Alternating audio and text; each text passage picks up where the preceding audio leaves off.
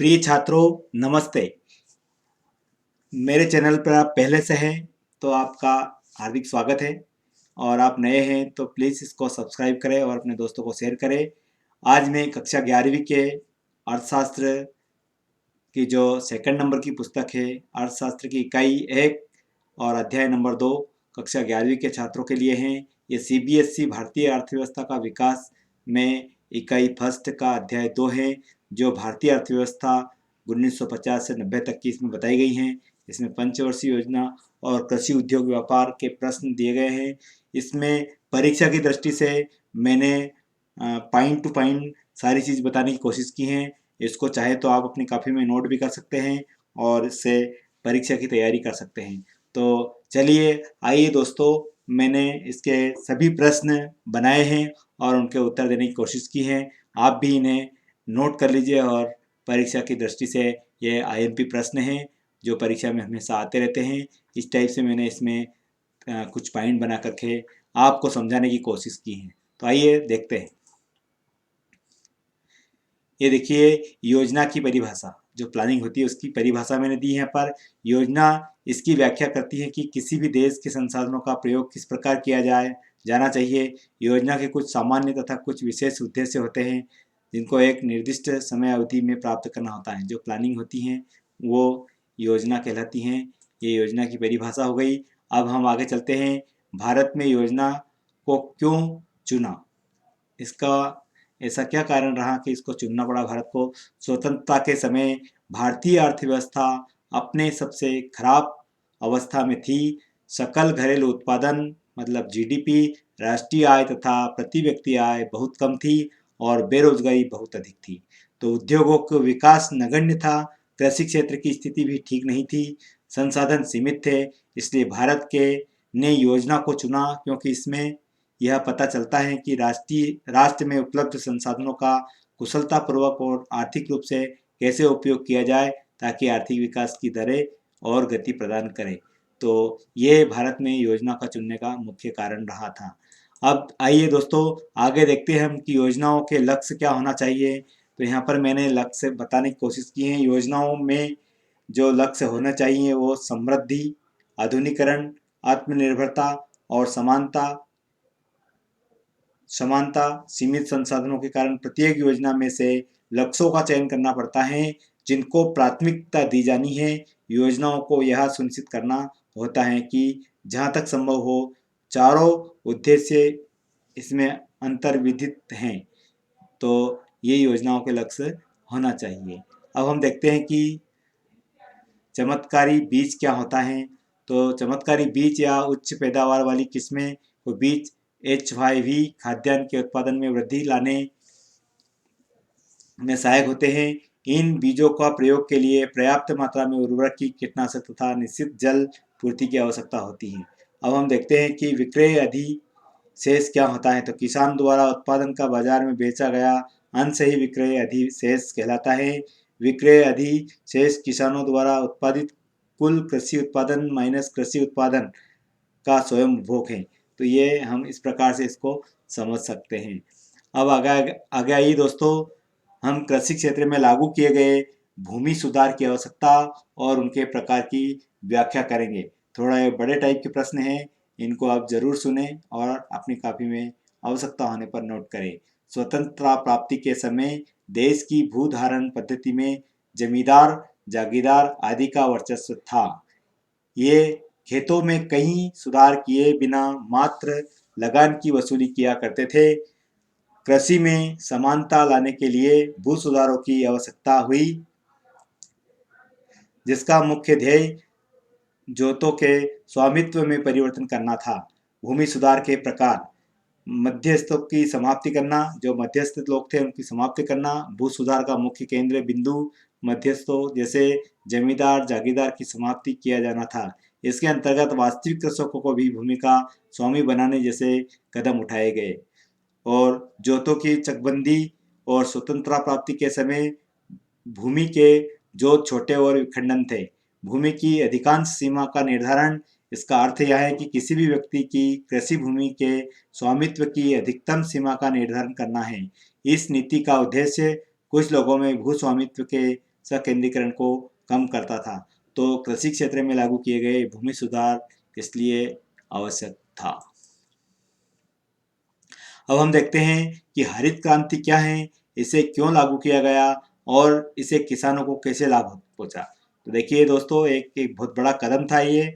इसमें हरित क्रांति का तात्पर्य है उच्च पैदावार वाली किस्मों के बीजों HYV के प्रयोग से हैं, विशेषकर गेहूं तथा चावल उत्पादन में वृद्धि से हैं।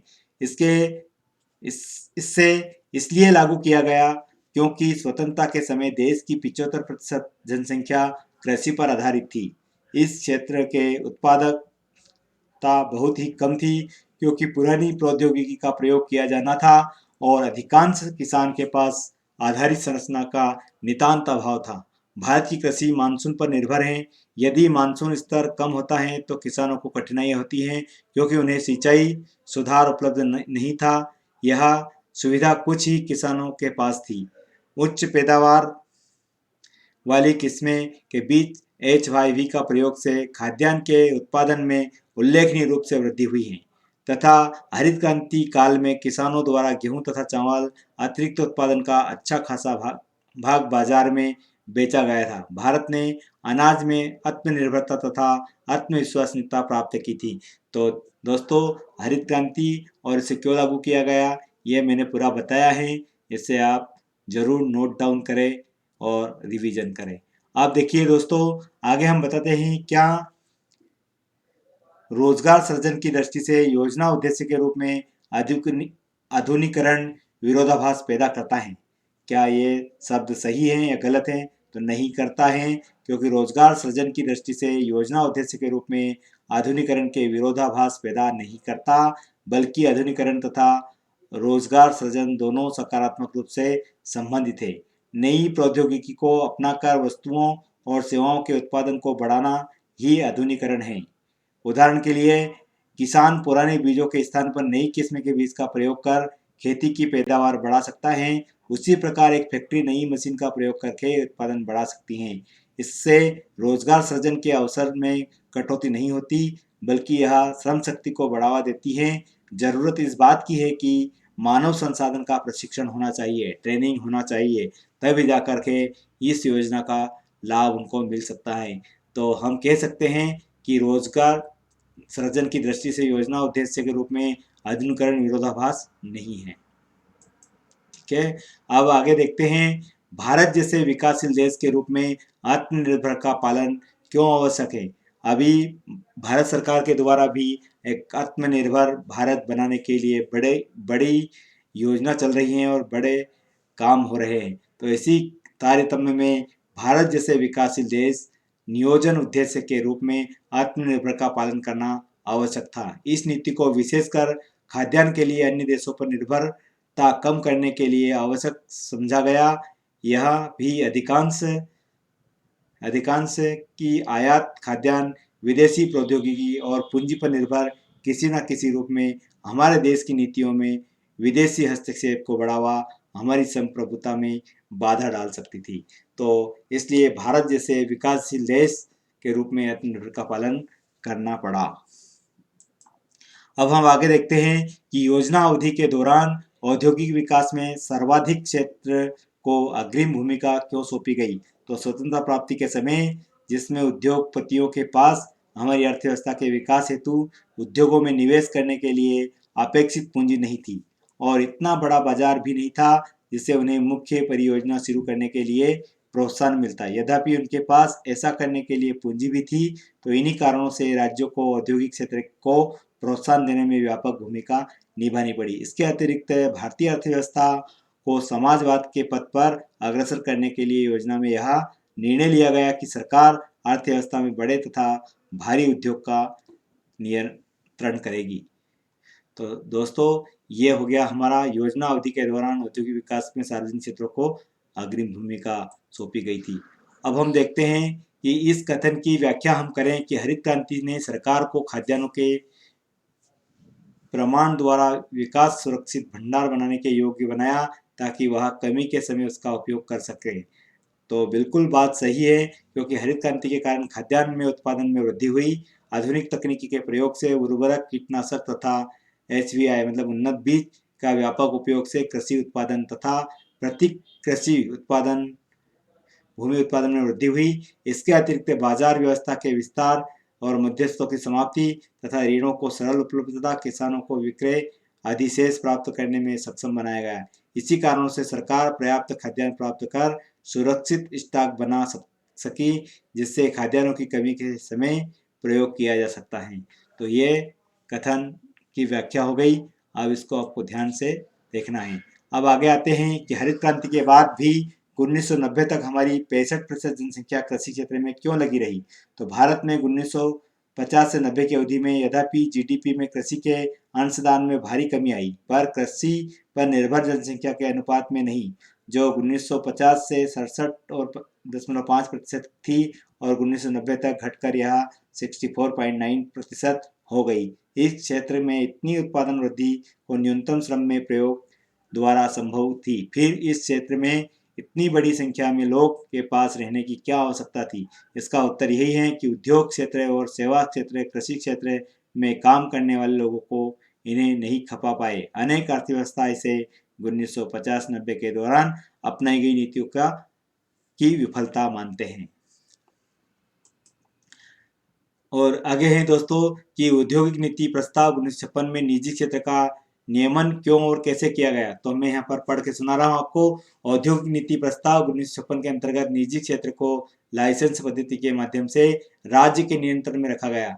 नए उद्योगों को तब तक अनुमति नहीं दी जाती जब तक सरकार से लाइसेंस नहीं प्राप्त किया जा सकता। इस नीति का प्रयोग पिछड़े क्षेत्रों में उद्योगों को प्रोत्साहन करने के लिए किया गया। यदि उद्योग आर्थिक रूप से पिछड़े क्षेत्र में लगाए गए तो लाइसेंस प्राप्त करना आसान था। इसके लिए अतिरिक्त उन इकाइयों को भी कुछ रियायतें जैसे कर लाभ तथा कम प्रशुल्क पर बिजली दी गई। इस नीति का उद्देश्य क्षेत्रीय समानता को बढ़ावा देना था। वर्तमान उद्योग को भी उत्पादन बढ़ाने या विविध प्रकार के उत्पादन करने के लिए लाइसेंस प्राप्त करना होता था। इसका अर्थ यह सुनिश्चित करना था कि उत्पादन वस्तु की मात्रा अर्थव्यवस्था द्वारा अपेक्षित मात्रा से अधिक ना हो। तो धन्यवाद दोस्तों। आज भारतीय अर्थव्यवस्था की इकाई फर्स्ट का जो सेकंड अध्याय है वो समाप्त हुआ। और पुनः पुराना अगर आपको इसके पहले वाली इकाई देखना है तो वीडियो के डिस्क्रिप्शन बॉक्स में उसकी लिंक दी गई है, जरूर देखें। धन्यवाद।